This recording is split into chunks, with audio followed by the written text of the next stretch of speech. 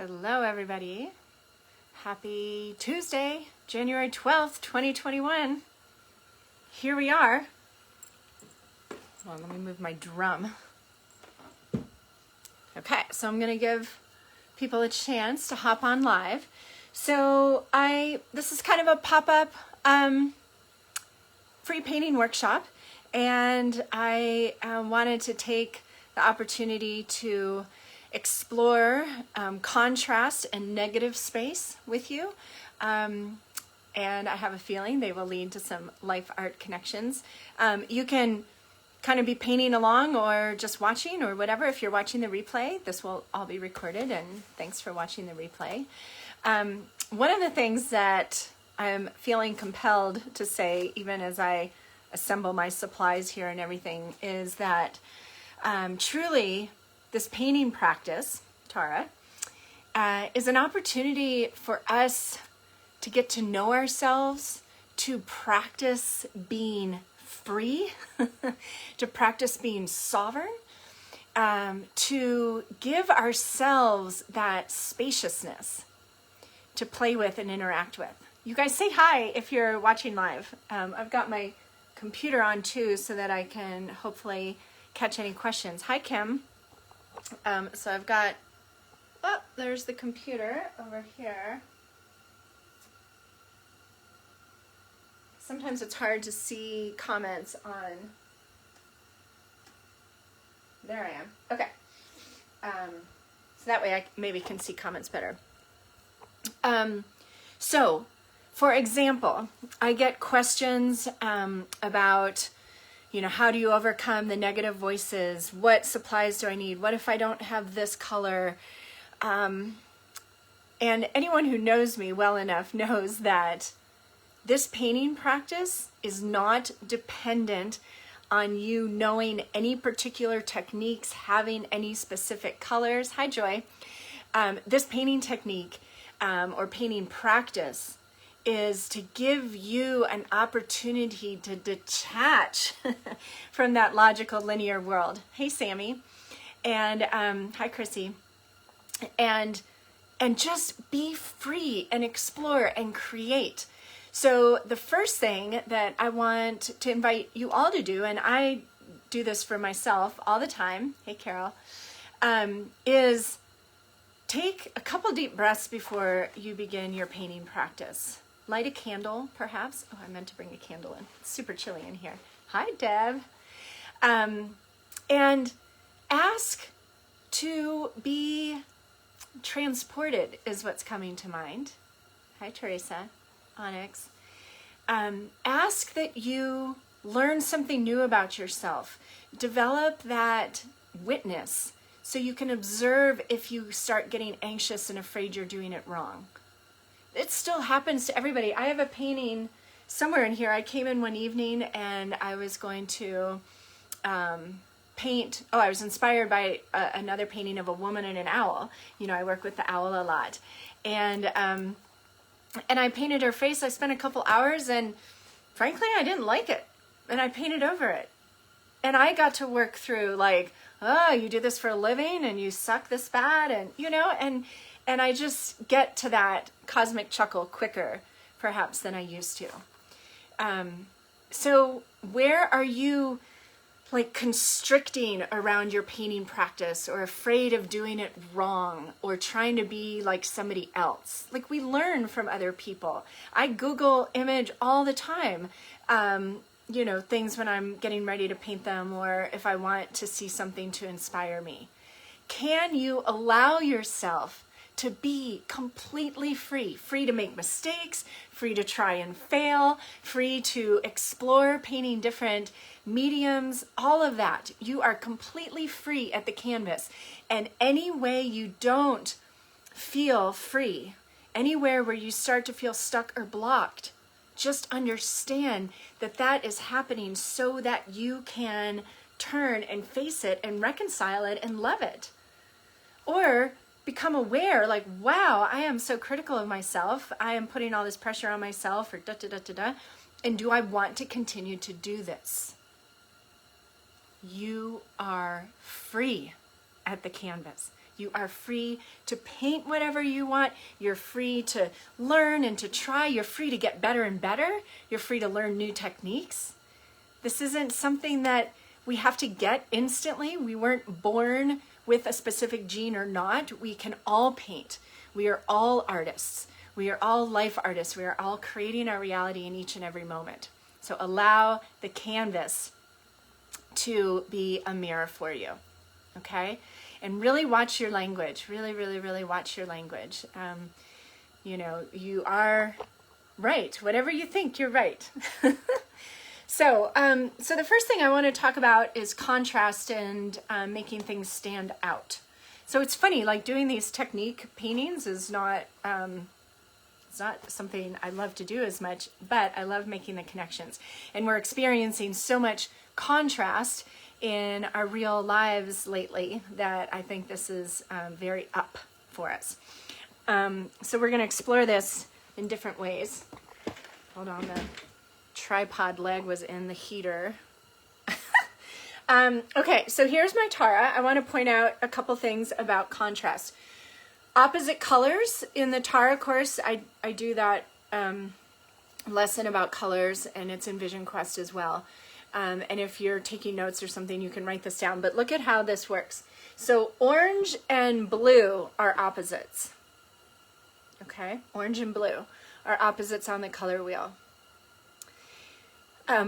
Opposite colors contrast each other the most. They're at their highest vibration when they're next to each other because they're not competing for any of the same light waves.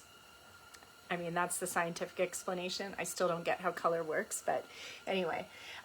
So orange and blue are opposites. Red and green are opposites. Okay, so you can see these lightning bolts are really standing out with the green background. Can you guys see how? See that? Okay, so if I want the lightning bolts to stand out, I want to surround them with green, and I can even, and I'll demonstrate this, I could even go in with some green there. And I love how this is all here because this is how I paint. Purple and yellow are opposites. So I wanted this lupin flower to really stand out. So I did surround it. It's more of a magenta than a purple. But if I want them to stand out, I would use purple. Kristen brought up, hey Kristen, thanks Camille. I don't really want the owl to stand out that much, right? So I've got him, or her, I don't know why I always say him with owls. I've got her more harmonious with the colors. And I don't want him to stand out so much because, it just kind of is what came to me with this painting. But I think, you know, the owl is my main animal totem, and she is always with me. Hi, Kristen.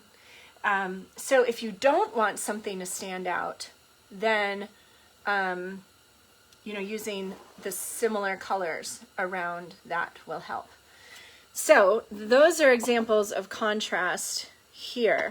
So say I wanted these to stand out more, I could add some purple.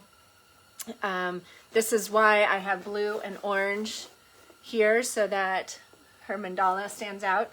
So the opposite colors, blue and orange, purple and yellow, red and green.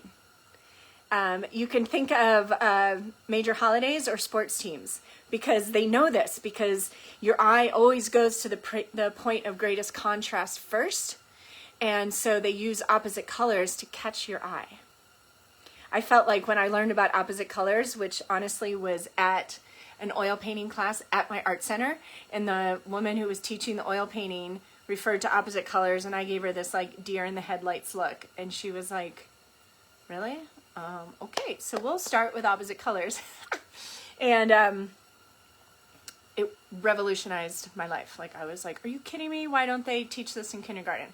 Okay, so I'm feeling like Tara right now maybe isn't our best painting example. I wanted to bring this lady in. I'm gonna do something totally different here.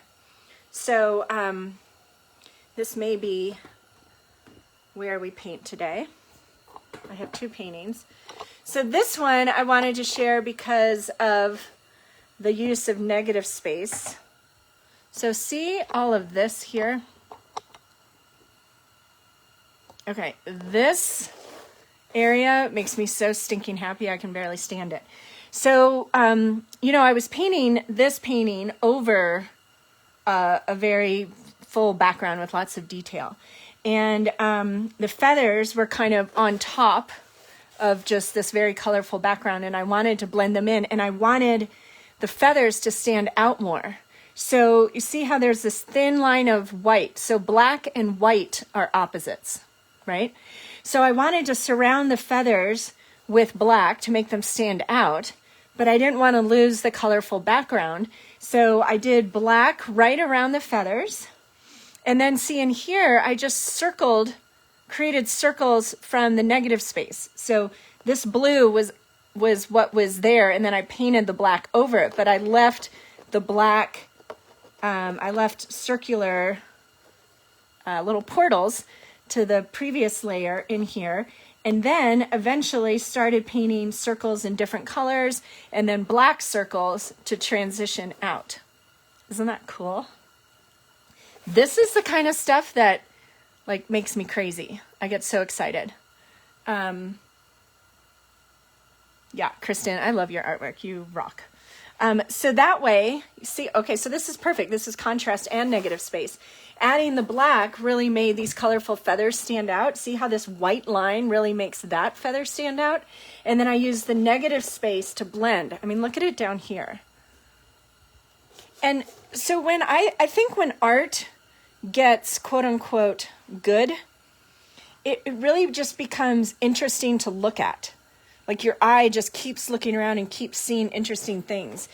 So that's why usually the more you layer and the more you kind of create these conversations between the colors. So like these circles, right? See all these different circles are connecting to like these circles that are very different. These were painted on top. These are showing through from below. These are very clearly outlined, but they're all related. So we're repeating similar shapes to create a sense of unity and harmony in our paintings. Okay. So, and then faces, of course, which, okay, so many of you, right, we all get, scary. We all get intimidated by faces. Faces are just a whole play of contrast. It's lights and darks. And Michelle's saying, would you call this intuitive? So here's the thing about that. So faces are light and dark, and looking at negative spaces, like the relationship, the space between parts of the face is very helpful. Here's the interesting about intuitiveness and, okay, Michelle, they're only difficult if you say so, right? So up until now, I have found painting faces to be difficult, but I am super open to allowing them to be fun and interesting and easy, okay? Right? You see how our language creates our reality. The interesting thing about color is if you have a small child, it would not be unusual if, say, that small child was to paint a green dragon, and then they're just thinking like, oh, I love my dragon, I want my dragon, like my dragon is the thing. It's very common for them to go ahead and paint red background behind the green dragon, right? So, so in that sense, it's intuitive. Another way it's intuitive is when I'm painting, especially like this, there's no previous thought. Like I'm just, my hand and the touch, the brush is light, and I'm just letting the brush touch down where it wants to. It's almost like I'm trying to get out of my own way and let, you know, my infinite self, who is clearly an amazing artist, to try and help my puny earth brain self create at the canvas, right? And I say that with great respect, right? You guys know how I talk to my human self and my infinite self. So let's explore. Since you guys are all here, I'm gonna be kind of brave. Whoops. And then I have this other painting going on over here. that is the beginning of a Tara-ish, although it's not necessarily, it's kind of Tara-ish, as a commission. So perhaps this free painting workshop is it's going to end up being about painting faces. Hi, Leslie. Okay, why is this tipping over? Here we go. Okay, so this this little tribal woman is lovely, but I'm not feeling her sticking around. So I am going to, I just have my Blick acrylics. You guys, I order like the cheaper paint. So I'm gonna put some white, and then I just normally use white, yellow, red, magenta, cerulean blue. You gotta have magenta, I feel like, because you get prettier purples. Now here's the other thing about opposite colors is also how you mix earthy colors. So I lost track of what colors I put in here. If you wanted your palette to be earthier, you would add a little bit, like micro brush strokes of opposite color to, like you'd add a little bit of orange to the blue. Maybe I'll end up showing you that too. Okay, so what we're gonna do with this face, and again, I'm never like convinced I know exactly what's going to come next in these paintings. I just kind of allow it and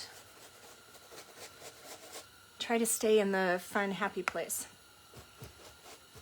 So my first kind of intention here is to just give myself a little bit of a blank canvas, although I really don't want to lose the fun background. I'm picturing making, you know, kind of a bigger face, not the little body, just doing the face. And sometimes like this might end up, ooh, okay. So maybe this is the, more like the necklace. Okay, so there's a little intuitive. Oh, you guys can't really see. Hold on. So her little hula skirt perhaps just became more of a necklace. I also, I don't clean my brush a ton because I like how the colors all blend together.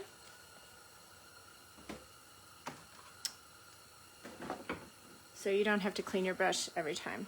Okay, so now to just kind of play with proportions and everything, I'm going to use the white paint to outline the face. So at this point, I'm not so much interested in contrast, right? I just want to create the space so I can see it, kind of like a pencil sketch. Sometimes people ask me if I outline anything with a pencil first, and I don't, because the pencil feels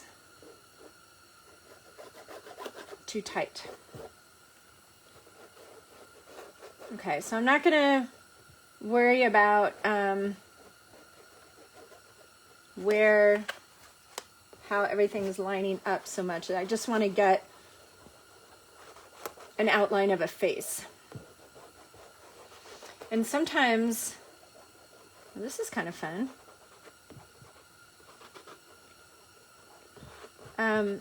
Sometimes you do get that feeling like it's appearing from within the canvas, right? Okay, so what if, we don't have to be, but what if this became her neck? We'll see.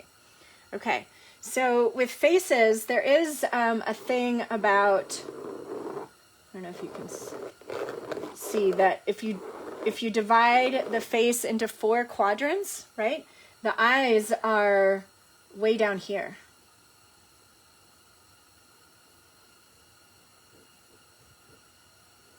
They're halfway down. Okay, this is not a brush I normally use for this. But I want you guys to see how loose this can be. And we can just kind of block out the space. You know, just so we can start seeing it. So we're not committed to it. You know, we can say like, oh, it should be. Okay, it's funny. Once I get the mouth in there, I'm like, oh. Okay, so you can kind of see her. She doesn't look very smiley, does she even? Okay. So here's what I love to hear more than anything from you all, is that you could go through a whole painting without criticizing yourself. Can you? Okay, someone just asked about oils. I've only painted like one oil painting in my life. And oils stay, you see how this paint is staying really wet? Part of that's because it's still pretty chilly here in my studio. So oils just take a long time to dry, right? So you can do this with oils, but this will dry and then I'll be able to paint over it right away. Okay, so let's just, it's funny, we're kind of doing the opposite of contrast. I'm going to go kind of lightly, like I'm not going to go right to black. I'm going to start with some color. So here's the other thing about colors that's pretty fascinating. You can see it just right here. So cool colors, so anything with blue, looks further away. It naturally looks further away. So any of the shaded parts of the face, under the eyebrow right there, on either side of the nose, around the edge, but I don't want to do that yet because there's so much dark. Right under the lips, so I'm going to mix a purple here. I'm mixing purple with the magenta and the cerulean.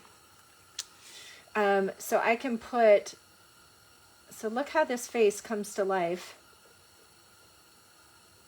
just from adding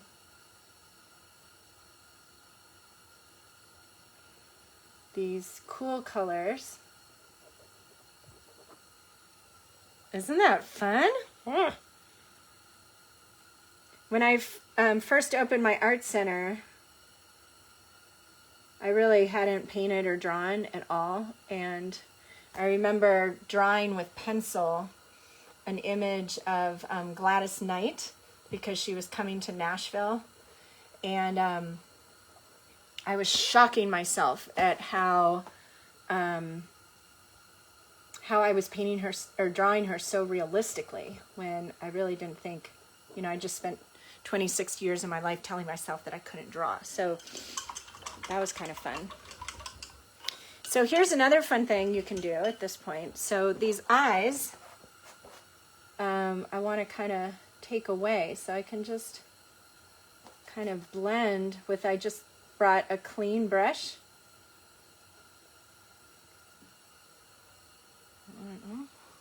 So I'm washing it in the water,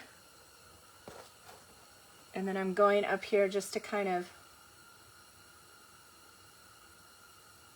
refine the shape a little bit. Carry the white up there. Okay. And then the lighter areas, well, let's see. These eyebrows are still, or eyelids. So the eyelids right above the eye are lighter. Whenever I put makeup on now, I think of painting faces. You see how the contrast makes our eyes pop and things like that. So just by playing with contrast, right, you're You're like allowing the face to come through. Oh, good. I'm glad this is so helpful. Yay. So you're just allowing it to come through. And we know with acrylics, since they do dry so quickly, if we don't like something, we just paint over it, right? I mean, and it's funny, it's good to take pictures of these things too. Like when I'm looking at her, of course, this angle is, I'm not looking at it right on. But I may decide like, okay, let me put, so I'm actually like out of black. I just have that. So I'm using the Payne's gray instead of black. So let's bring the black in now. Blackish.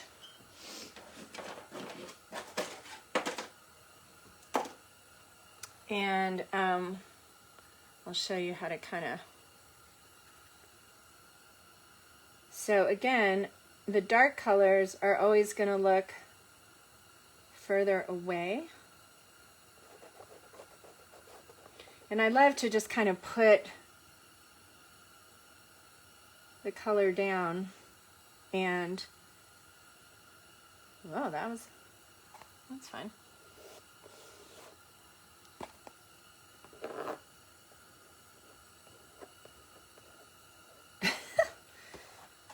It's funny, I'm like painting backwards. See, everybody makes bloopers. Like, it's all part of the creative process. So can you stay in a place of being unconditionally loving to yourself, even as you, quote unquote, make the mistakes or the bloopers or whatever? So at this point, especially with faces like this, and you guys who have taken Buddha, I'm sure I say this in there, I don't want to go into adding a lot of detail until I feel like I've got the proportions right, which just means like it feels good. And sometimes that takes a little objectivity, right? To look back and be like, okay, do I like how this feels? Okay, so I guess maybe she's going to have dark hair. I used to have dark hair. I love how you can just, so you kind of play like, oh, that didn't feel right. Like I'm really worried about her having, because she's going to have a headdress. I mean, look at this. I love how the crown, like this is going to lead to a painting that I had no idea, just because of trying it. Okay, Michelle just said, I realized I don't give myself permission to go on my own path. Oh, does she look like me? Thank you. Yeah, so this is a big thing. And so here's the thing, you guys. It's great to learn technique from other people and to take courses and all of that. And then practice just playing around. And we all kind of end up with a certain style or maybe a palette. And then I've heard, you know, people say things like, oh, I'm doing it the way I've always done. I want to do it differently. Like, it's that resistance that I think causes the greatest suffering, right? Like, let yourself be that. Like, I've often had that voice around the circles. I paint a lot of circles in my paintings. And I'll have the voice of like, oh, here I am painting circles again. I'm like, hell yeah, here I am painting circles again. Symbols of unity and wholeness and, you know, seeds and new growth. And yeah, I'm going to paint the fuck out of circles and have fun doing it, right?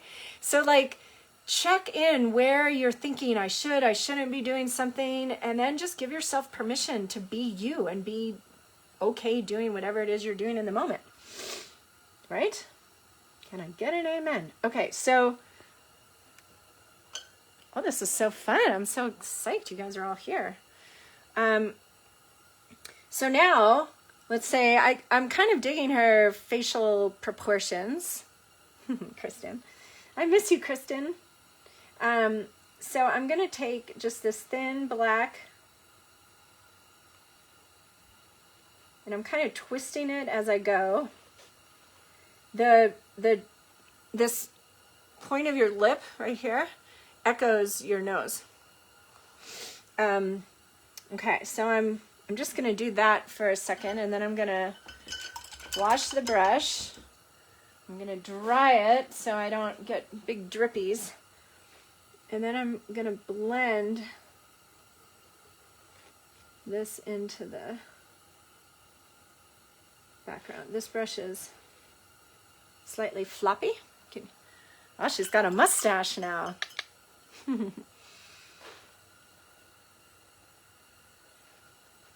Kristen, you should be a guide for one of the upcoming coaching trainings.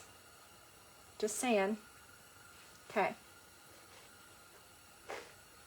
Whoops. Okay, so let me see if I can get this a little closer. I mean, she still kind of looks like she has a mustache, but do you guys see how, let me see if I can do this one. The way we get these fine lines is from doing stuff like this. We don't put fine lines in right away. Looks okay. Okay, so that black, so now I'll do it again. Sorry if I'm jiggly, but I'm going to try and keep you close here.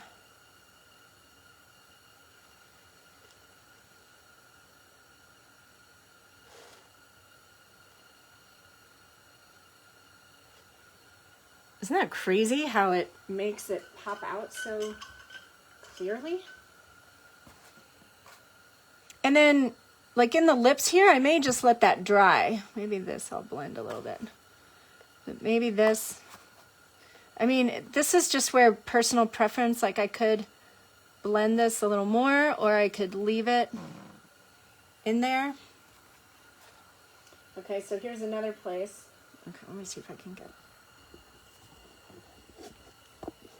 you guys nice and close.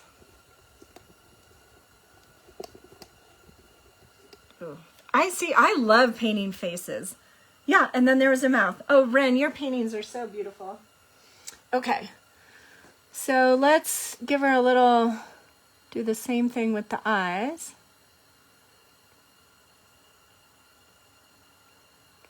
Ooh, and look how that just happened. I kind of like that. Also, some of you have asked me about, do I need an easel? And I have just really started painting like this since getting my studio and wanting to teach like this, like what I'm doing right now with you all. So for the last 20 some years or whatever, I mostly painted at a table, on a flat table, which I still do and like better in some circumstances because you know, it's easier. Like if I did the dripping here, everything would just be like falling off the canvas so quick. Ooh, she's looking like a zombie now though, right? Because I don't have, ooh, okay, so I like how that eyelid had a little more. It's almost like I don't even know exactly what I'm doing. I just recognize when it's something I like. I keep it. Sometimes you just have to let things dry as well, of course.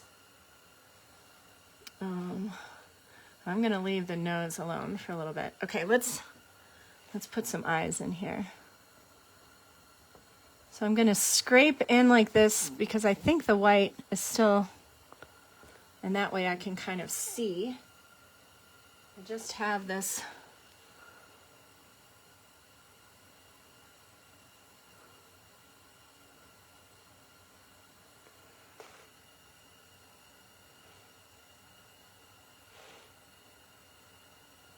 It's hard to talk and paint, eh?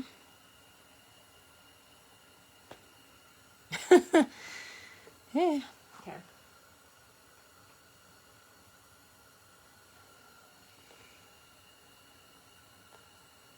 So I almost feel like, you know, when we're beginner painters, we look at other people's paintings and we think they just like whip that stuff out, or they always know exactly what they're doing. And I don't know, I think my best paintings are like these big surprises. Okay, so here's the thing. When the paint is just still really wet like that, oh, look at her come to life. Wow. We can kind of scrape. Too much scrape. So it's almost like if you were hooked up to some sort of something that read your energy or your vibration. Could you stay at a same high vibration the whole painting? Like when you're in the ugly stage, can you be like, oh, look at me in the ugly stage? When you're in the happy stage, can you be like, wow, okay, appreciating this part without like attaching and getting all beating yourself up? And like, it's just so much wasted energy, especially around painting. Like, we're all here to paint, to have fun, and to get to know ourselves, not to be these perfect, amazing artists. And, you know, along the way, geez, people might want to buy your artwork, and, you know, they recognize how you're being in the world. That's why, like in the Creatively Fit coaching, any of you who are on here who are about to start, this is why I suggest the sharing, just sharing your journey right from the beginning and educating people. Like, the world needs to understand that there is this sacred painting practice that is so healing and restorative and, oh, fun. Oh, I love how the cheeks. Okay. So now,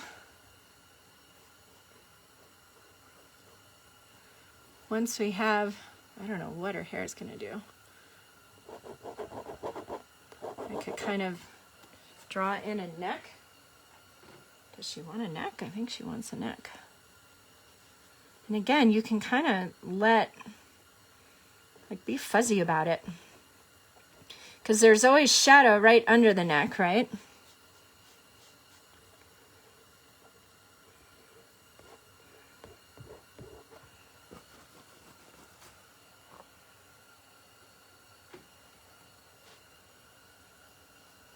And then negative space, I can kind of paint the dark in the negative.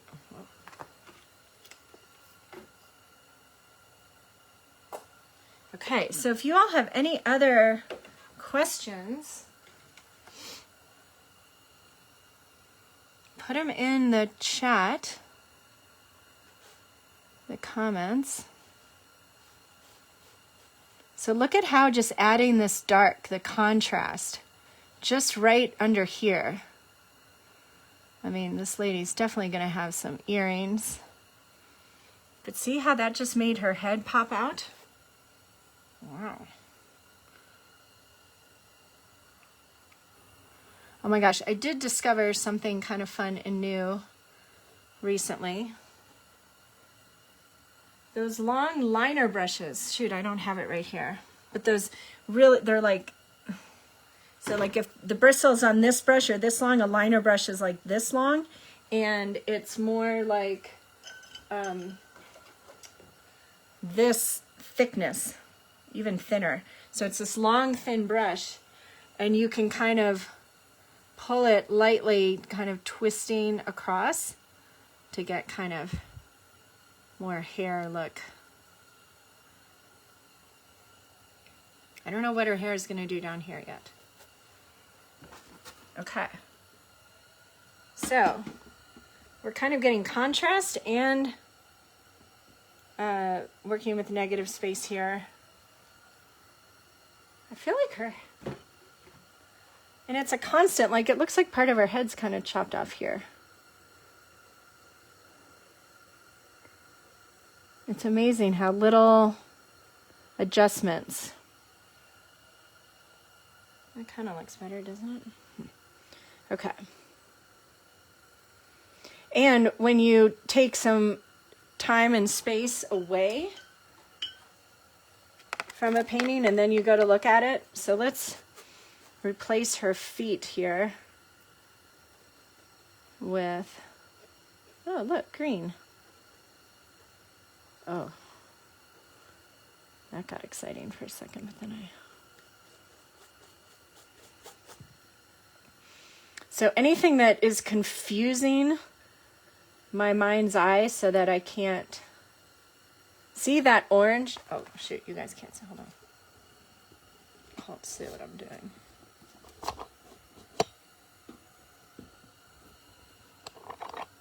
Okay, I'm painting green down here. See, I just did that yellowy, and see the orange that's peeking through now? That made me really happy. And I love to do that, kind of create a second outline.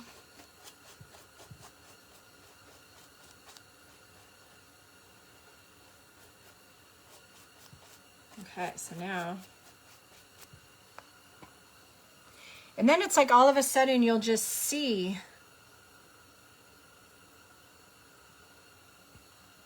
like I just kind of saw that maybe her hair is coming down and then going behind.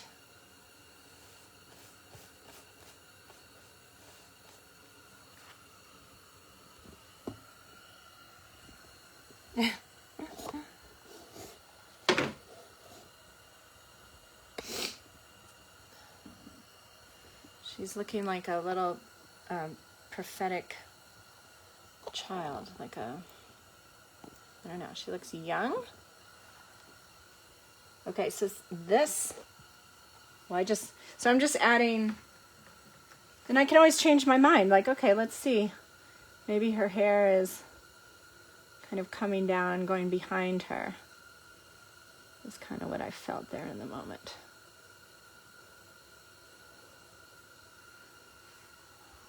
And then I'm going to tie in this headdress. Oh, there's so many fun things to do. And once you get the face kind of the way you like, I love the colors up here. So cool colors go back, right? They look further away. And warm colors, anything with yellow, will come forward. So parts of her face, ooh, and the lips. Okay, our fingers aren't always the most accurate.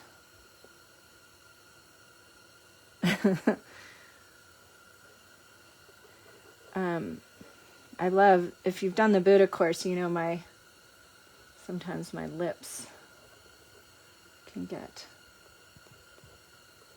So you can just kind of put warm colors around. So magenta is kind of a cooler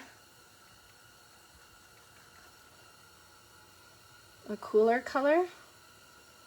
Maybe I'll put. So now we're just playing with color. Once we've got the overall design, like the proportions down, we can play with color. Make the darker areas darker. I like to do, like if I do that cerulean on one side of her face, I'm going to do more of a purple on the other. Blending so it doesn't look too stripy, although sometimes the stripy kind of works. I don't know.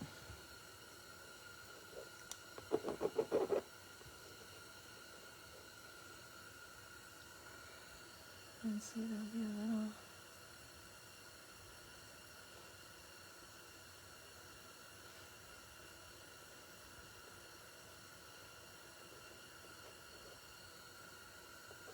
And then you can always let things dry and go back over.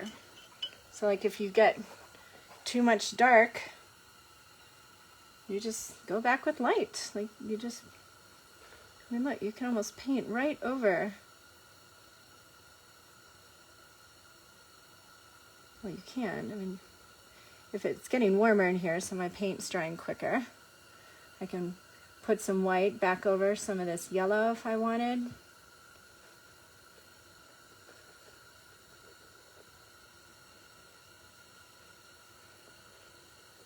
all about contrast.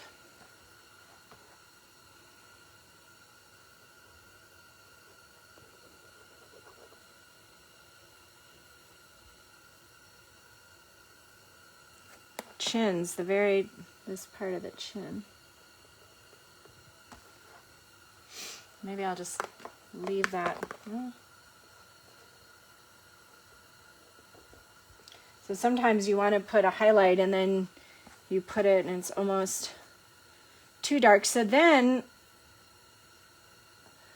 since I felt like I lost some of the outline, what I'm gonna do is I'm gonna go underneath. Okay, negative space. And make under her neck darker. Oh, that worked well.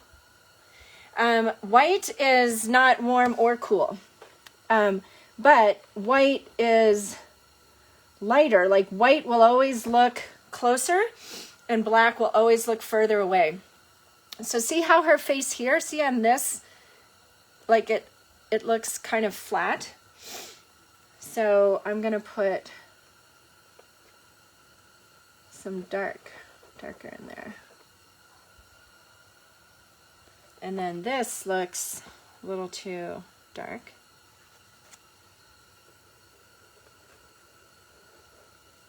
So I'm gonna brighten that up. Let's see her eyebrows. What color do they want to be, I guess? We'll go in with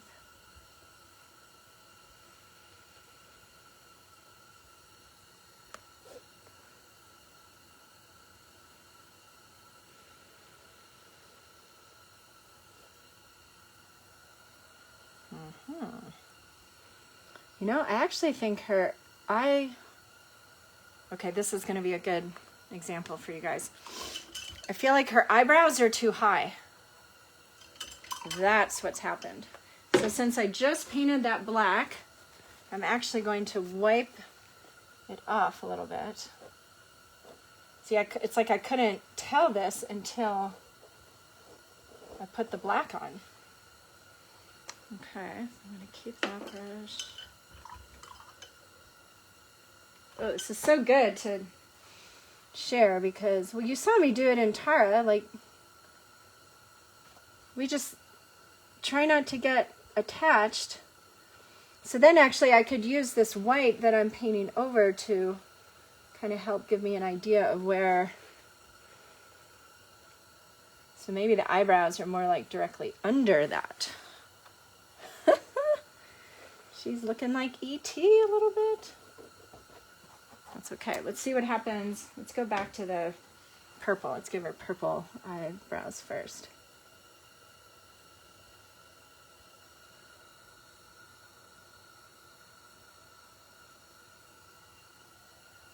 Oh, I think that's better. Better, better, better. I don't have enough brushes out.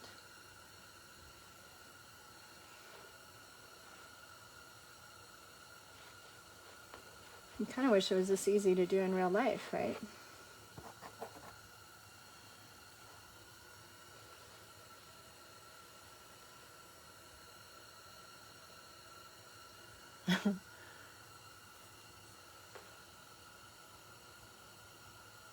Play, play, play. Don't take yourself seriously. That's another thing we can learn. Not to take ourselves too seriously.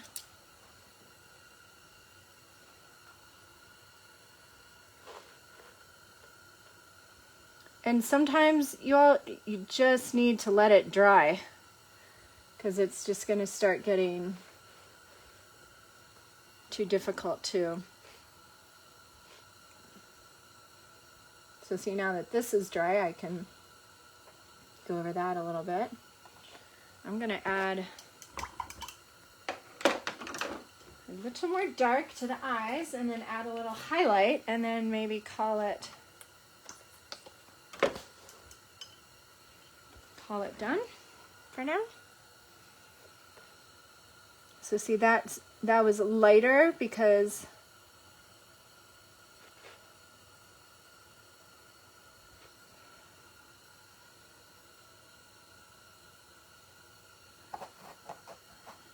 so that kind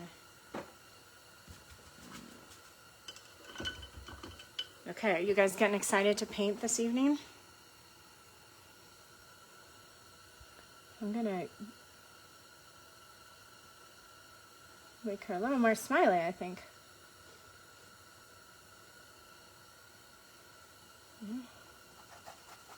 Wow, so maybe...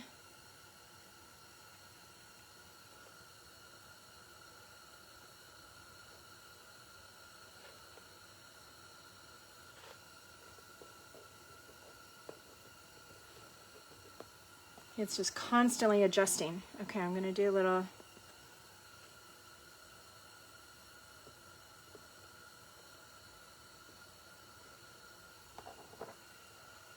Okay.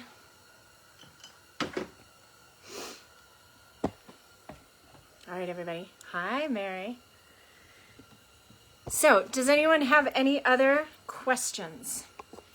I want to reiterate that the journey I am most interested in you taking at the canvas is one in which you can experience freedom. You can give yourself permission to create whatever you want, play, get in touch with your inner child. All of that is way more important than producing a finished product that makes other people go ooh and ah.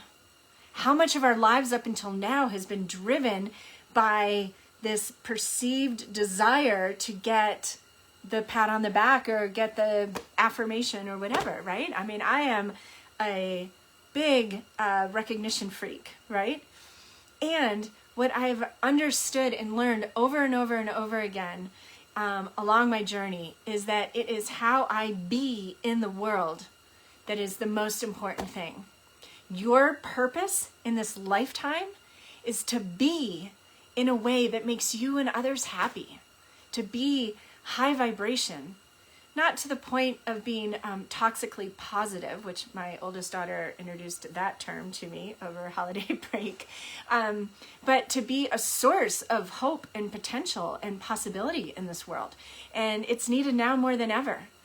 And the canvas is going to show you where there's the heaviness. Where are you being too hard on yourself? And then can you practice at the canvas to be kinder to yourself? Be kind to yourself. Okay. I guess I cannot leave without reiterating how excited I am to share 30 Days to Unstoppable, Be the Dream Made Visible with you all. Oh my gosh. This book, the book itself doesn't require any painting. So like anybody, I'm glad, Joy, anybody can read it. So you don't have to, filter potential readers through that. It is a meditative journey. And it's a meditation process that I was given that's connected to the sacred geometry that is Metatron's cube. Thank you, Kristen.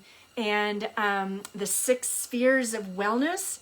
And literally what this book holds that I was just given and obediently wrote down is a process to care for yourself as a vibrational being. And as a vibrational being, you are in complete control.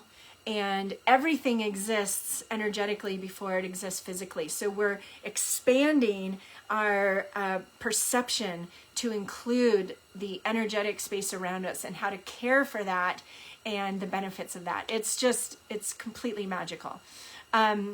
Deborah, the book is going to be sold on Amazon. So we'll stay tuned for that. So so it launches, the paperback will be available February 11th. We're doing this pre-sale now. It's only $9.99 for the Kindle version that will be delivered automatically on February 11th. When you buy the pre-sale, just for the pre-sale, you get this beautiful PDF that shows you like how the book is going to look on the inside. It's not for color, but it's really beautiful. And you get the channeled introduction, my introduction, you get the whole intros, and then the first 7 days of 30 Days to Unstoppable when you purchase the Kindle on Amazon and then you enter the receipt number, you'll see all the directions. But it also includes a guided meditation that's 17 minutes long that I just recorded the other day, so it's very present and potent for what we're all going through right now. And the reason to do the pre-sale is that all the sales leading up to February 11th build and build and build. And then on February 11th, all the sales on February 11th. So if you don't want to get the Kindle, I will remind you to buy the paperback on February 11th. All of those sales count on February 11th. I just honestly am not concerned about being able to say #1 best-selling author for February 11th under a specific category. But what happens when that is achieved is that the book gets more visibility. And you guys, if there's anything we can control in this world right now, it is our own vibration. And learning how to do this isn't only good for you now and good for humanity, but it is literally your new insurance policy. It is your new 401k. It is your new retirement fund. Like when you maintain a high enough vibration, everything is going to be okay. This is where we get our new sense of security and grounding from, is I am caring for my vibrational self. And this explains, of course, in a super fun way, how to do that. So thank you for allowing me to be shamelessly self-promoting.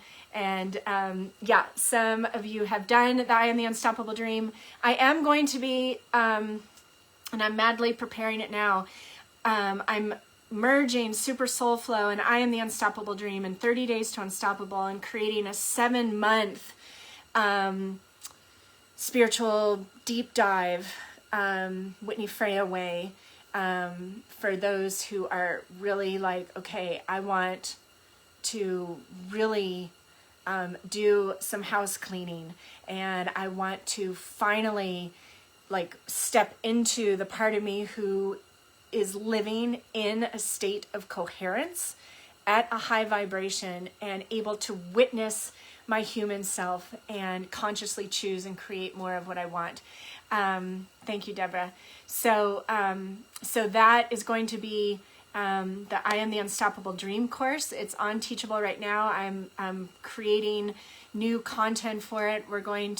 It's 7 months because we're going to also focus on one of the 7 laws of the universe each month, to bring us into such a place of union and harmony with the earth and the sky and everything that's wanting to come through and has come through and is coming through. And I'm really excited to circle up with you about that. So there'll be more information, but the deep dive, so we're starting it on February 11th, just like with the book launch, and I'll start talking about it more, but you can look at it. The curriculum is all there on the sales page, the I Am the Unstoppable Dream course on Teachable, so you can check that out. Okay, everybody, love you, so happy so many of you were able to join live. Feel free to email me or comment below. There are lots of comments, so it might be hard to find. Thank you, Hannah. But let me know what you loved about this, or what I could do differently, or whatever. I'm going to do a lot more pop-ups. The I Am the Unstoppable Dream is going to have lots of pop-up Zoom sessions, because I am Freedom Girl and I'm having a hard time scheduling stuff. So yeah, there's just going to be lots more of this. Okay, Candace, yeah. So if you can buy it on February 11th, that would be the most amazing. So don't worry, I will be reminding you all, no problem. And me and my my wise woman here saying, mwah, have a wonderful evening. Bye. Oh, she has a puffy sleeve dress now? Oh, her feather headdress, I love it. Thank you, Holly.